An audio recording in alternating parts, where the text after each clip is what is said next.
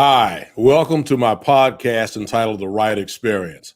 I'm Dr. William T. Wright Jr., the founder and host of this show.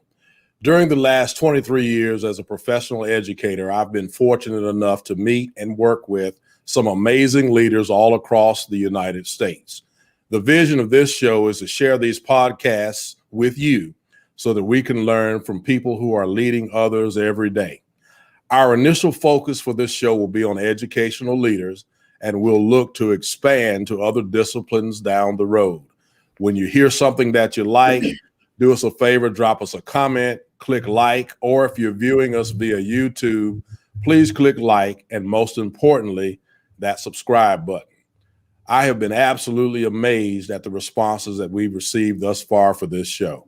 This show is growing by leaps and bounds, and for that, I'm thankful to you. Tonight is episode 12 of The Wright Experience.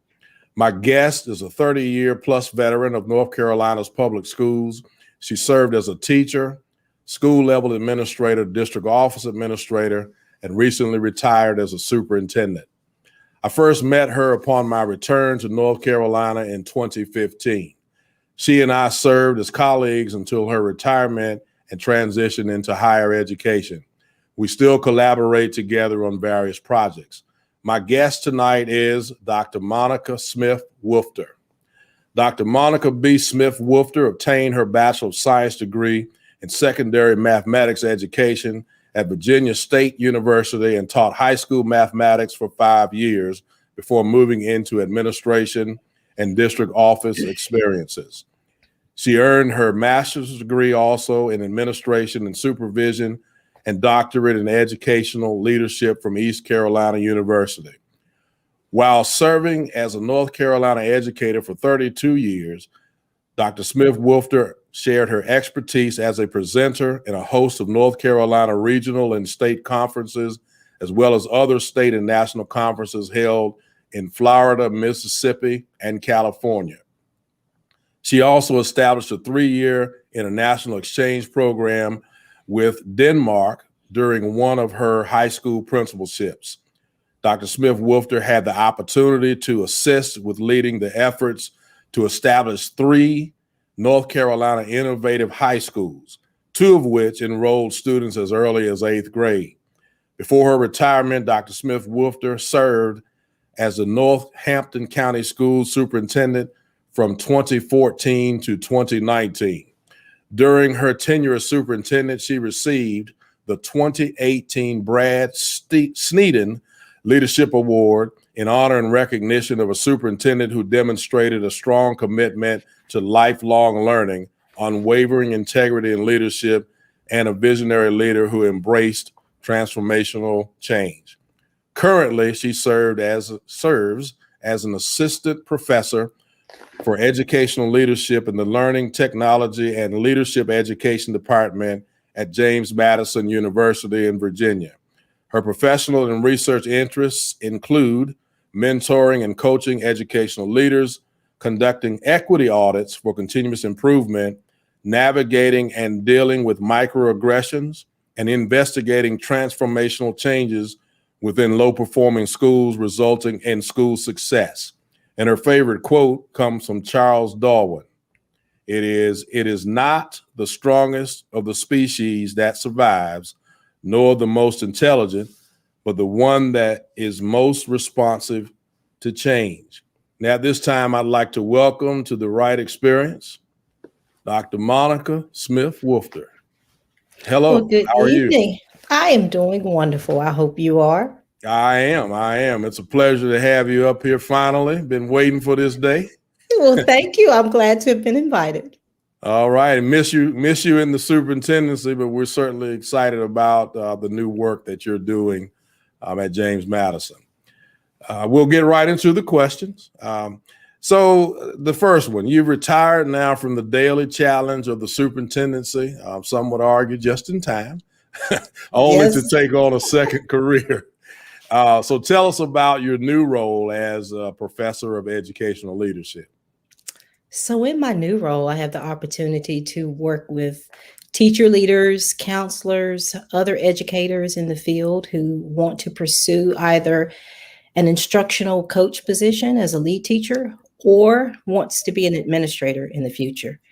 And we actually, at James Madison in our educational leadership cohort, we serve cohorts as far as Richmond and as north as Fairfax and as south as the Roanoke area and Martinsville. So we've really enjoyed the opportunity to branch out and actually work with practitioners and help them through leadership opportunities and certainly prepare them for the standards that they must adhere to.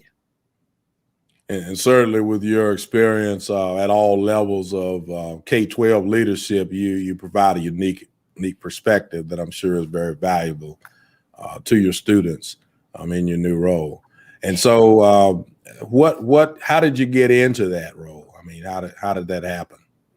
Wow, it is really true sometimes, that phrase, being in the right place at the right time, which is exactly what happened in this circumstance. I learned from a colleague, North Carolina superintendent at the time, who mentioned that they knew that there was a vacancy coming up. So I looked for it and applied, and it was a very interesting experience to actually prepare for an interview at the higher ed level. First, I went through a phone interview about December of one year, and then of what year was it? 2019. And so then I had another interview scheduled actually the week that it seemed like everything shut down due to COVID. So I was scheduled for a face-to-face interview to go up to Harrisonburg and spend a whole day and a half and actually go through several series. For higher ed interviewing, it's quite a bit of opportunity to speak with colleagues across the college that you're being hired for. So I actually met faculty that were in all of the departments within the College of Ed at James Madison. I presented a research interest, talked about my dissertation from East Carolina years, and also talked about how I thought that I could be of service as far as teaching and scholarship and sharing my voice and being able to bring some of the K-12 experiences that I've had into the classroom. And that's what I've really loved about the opportunity to work in higher ed. And I've lived quite a bit of experiences at various levels. And so being able to share case studies or examples of and to provide some authentic learning experiences that hopefully students are able to transfer, not only waiting for that opportunity as an administrator, but to be able to transfer as they are still in the classroom, many of them, until they have that opportunity that's afforded to them to become a school assistant principal or principal.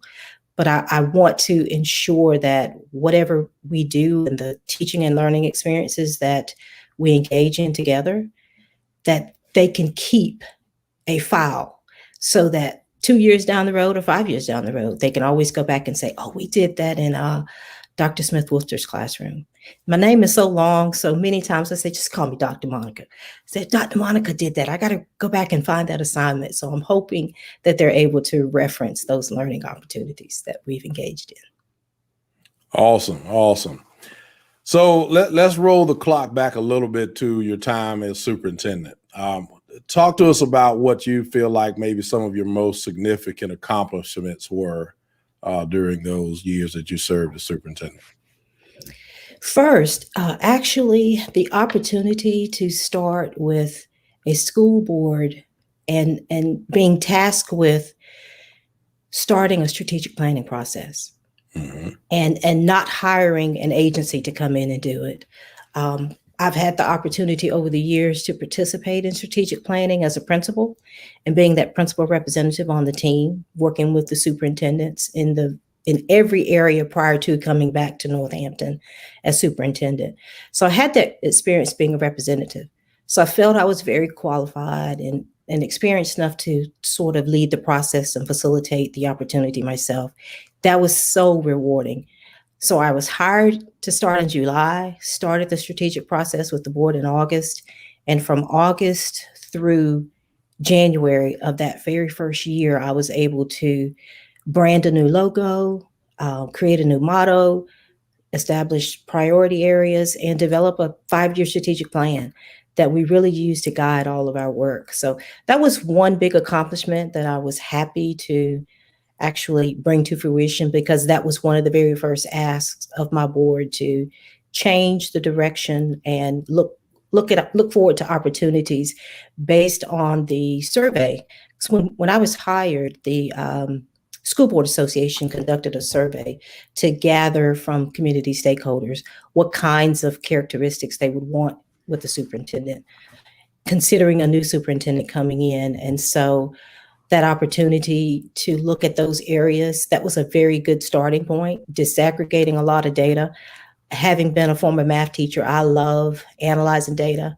So that opportunity. Yes, and you know me, the many times we've been in meetings, I gravitate first. We really need to put this data into context.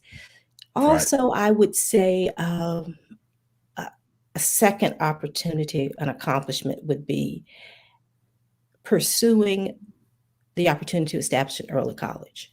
So being in a collaborative group where there were 4 neighboring school divisions, originally when I became principal of an early college, being the founding principal to open an early college in Weldon City Schools, actually, as the principal.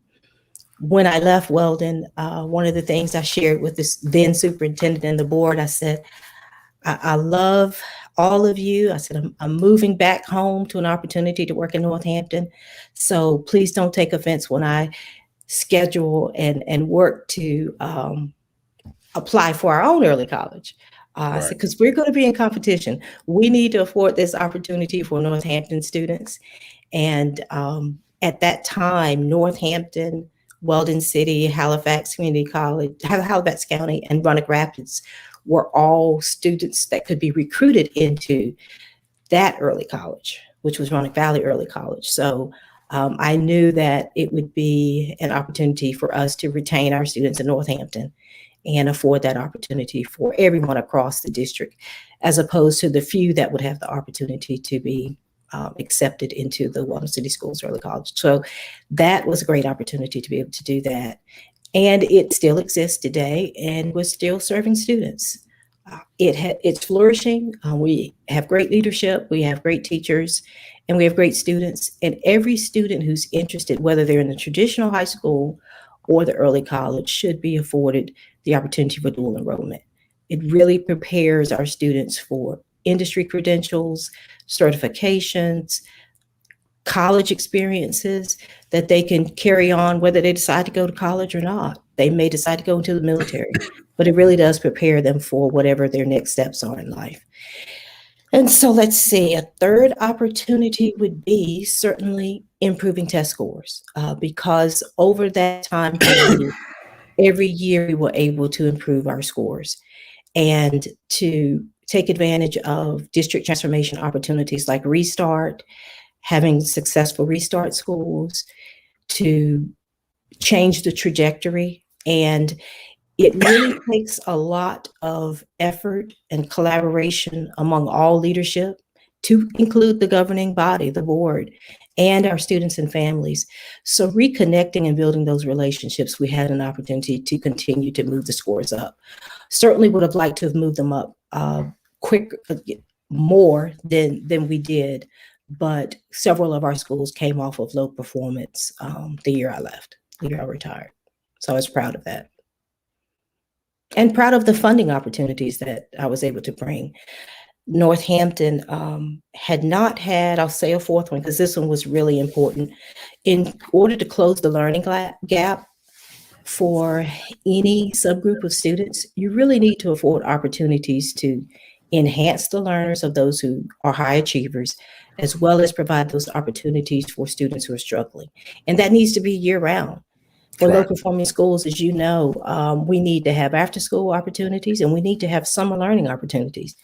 And to be able to secure some after school funding the entire time that I was there, and grants opportunities, I was able to bring in almost $2 million during that period of time that I was there. And we did some good work. Very, very good. Very good. And you did all of that while being what we call a home girl, being from Northampton too, which I'm sure is an additional sense of pride for you. It is. It's always good to come back home and be of service at home. That's right. To give back, because I graduated from here and was able to teach coming straight out of Virginia State, to teach here for a little while before taking advantage of opportunities in other divisions in the Roanoke Valley, because I've actually stayed home. I am a home girl. I'm a homebody. My mom actually told me I waited until I was retirement age 52 to go move away from home.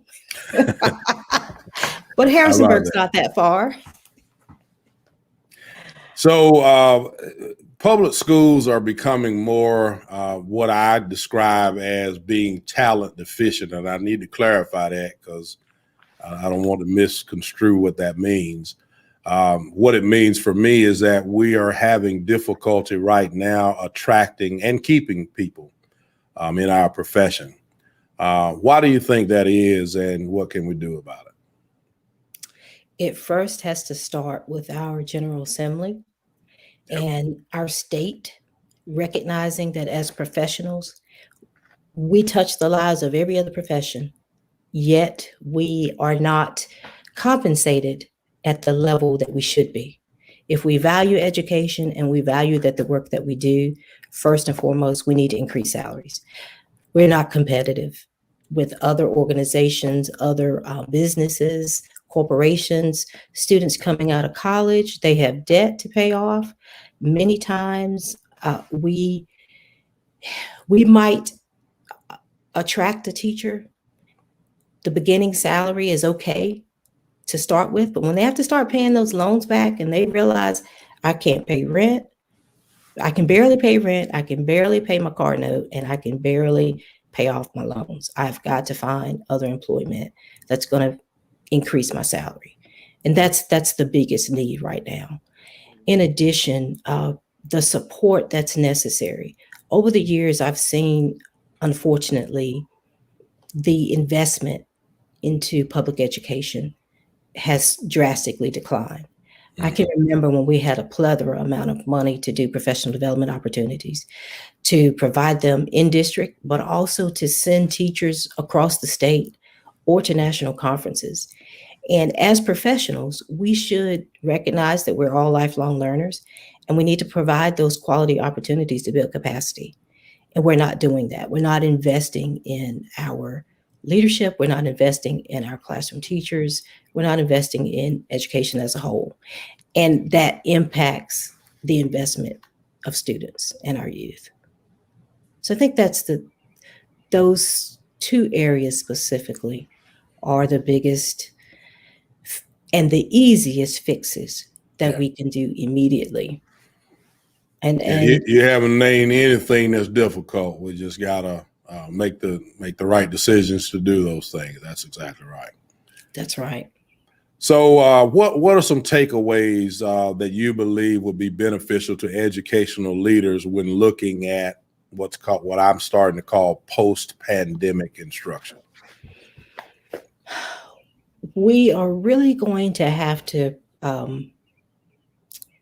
adjust our lens and to focus on equity. And I heard you reading my bio, and I really am passionate about ensuring diversity, equity, inclusion, and access for all students. Mm-hmm. And so the opportunity to be able to work in several school divisions in North Carolina, as well as work in the surrounding Virginia school divisions, close to Harrisonburg, where James Madison is located, but also across the state. Those opportunities to help leaders to recognize the difference between conducting school-based operations, equity audits, and then conducting classroom equity audits and what it looks like. So we really need to start investigating the programmatic, the student achievement, the teacher quality inequities that exist, as well as the classroom inequities, and making sure that our classrooms are culturally responsive and relevant. That is going to be a must, because we know that we had gaps prior to the pandemic, and during this time, it's only widened. And we know that because of access and because of inclusion, that's a barrier, that's a challenge. So we need to start looking at learning climate data. We need to look at achievement data. And I know the achievement data with regards to state assessments, that's really just going to tell us what we already know. Right. The instruction is not the same right now, as much as we have invested and tried to make virtual work, and we're doing a very good job of it. But there's still missing that face-to-face opportunity. And not everyone has the support that they need at home because they're not able to get it on a daily basis at school.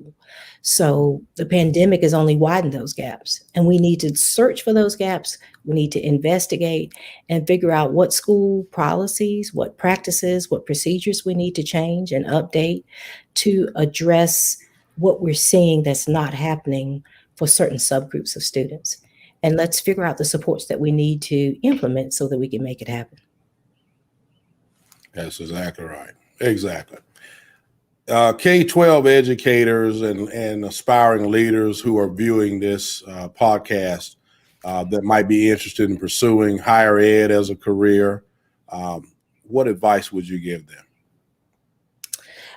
I believe the hardest transition that may exist for some of us, certainly was for me. We have the teaching because we do that on a daily basis. As educators, we're always working to build the capacity of others. We're leading professional development opportunities. So if administrators haven't had an opportunity to lead professional development, that is a must because it easily transfers into teaching and learning opportunities in higher ed. You have that practice already. The second, service. We are always involved in community opportunities. We find ways to better serve our parents, better serve our students. Working in higher ed just expands the opportunity and the reach. So our community is broader than just our district. So the service is going to be an easy transition.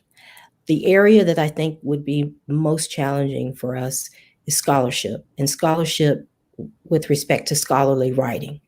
So if you're like me, it was 11 years ago that I finished my dissertation.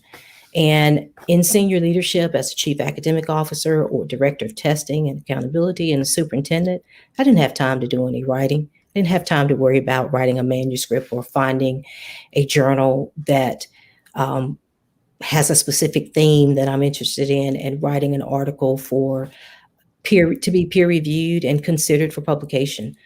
So whenever we have the opportunity to think about case studies, if that's what we like to delve into as far as investigating and thinking about what's going on in various school divisions or in various educational agencies or landscapes across the state or across the nation.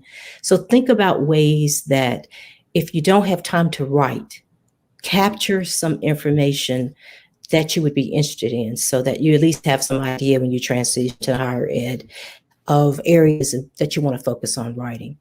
One of the areas that my first article that I was interested in writing in was specific to women ed leadership.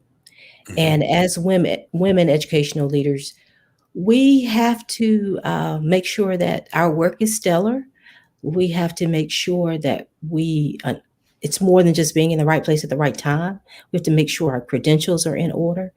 And oftentimes, even when we have the experience we bring to the table the experience that any other person might bring to the table to be considered for a specific position, we have to go above and beyond. It seems sometimes that we have to have that much extra to be considered. And oftentimes we're not compensated at the level that we should be. Neighboring superintendents, when I was superintendent, every superintendent around me who boarded my school division made more than I did. And at one point there was a female superintendent, and we both were still on the lower salary schedule, and as well as supplemental pay. than our male counterparts.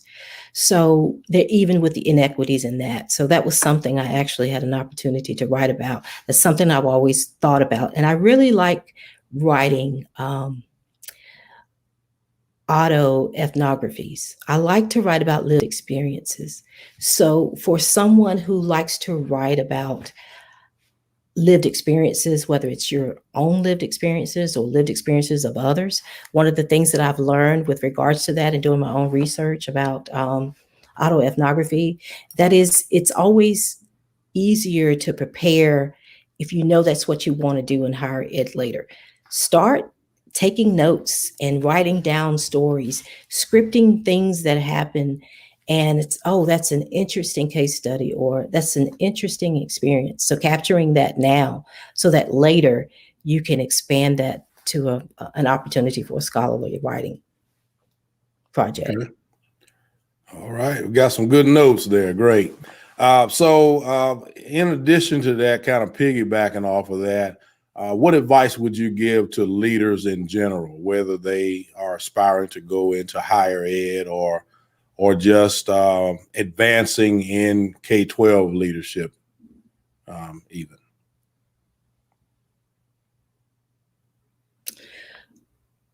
Being a reflective practitioner, I think, is important because as we understand that we're lifelong learners, we have to truly live that and live by example. And we have to be committed to quality teaching and learning beyond, I mean, we know first and foremost, ultimately, is we want to ensure quality teaching and learning for students. But do we as administrators provide quality teaching and learning for the people we supervise? Are our teachers, as we ask our teachers to be student-centered, are we teacher-centered? Are we staff-centered? And whether we are principals in our building, directors, or superintendents, we need to be hands-on in helping others be successful, working toward building their capacity for growth and affording opportunities for them to gain experience, to position themselves for opportunities for promotion. And one of the things that I've always certainly believed in, we should never hold another person back. Yeah. Every chance we get, if we can help a person be that much more successful, if we can allow for someone to take advantage of this experience and opportunity, and we step aside, whether we do it jointly as partners or whether we step aside because we've done this several times before, so let's give someone else an opportunity to experience it. It is really beyond just networking. We need to be committed to everyone's success and not being self-centered. I think that's valuing education. If we truly value education, then we are lifelong educators and we educate everybody around us. Very good. Very good. That's one of the visions of this show. I wanted to create a format where we could help up and coming leaders get better. So that's awesome. And so you mentioned earlier a little bit about the challenges of being female and being in leadership. So my question to you is, do you believe the challenge of leadership looms larger for female leaders? And if so, why is that? It does, because we are slow to accept and realize that women can do the job just as well as men. Sure.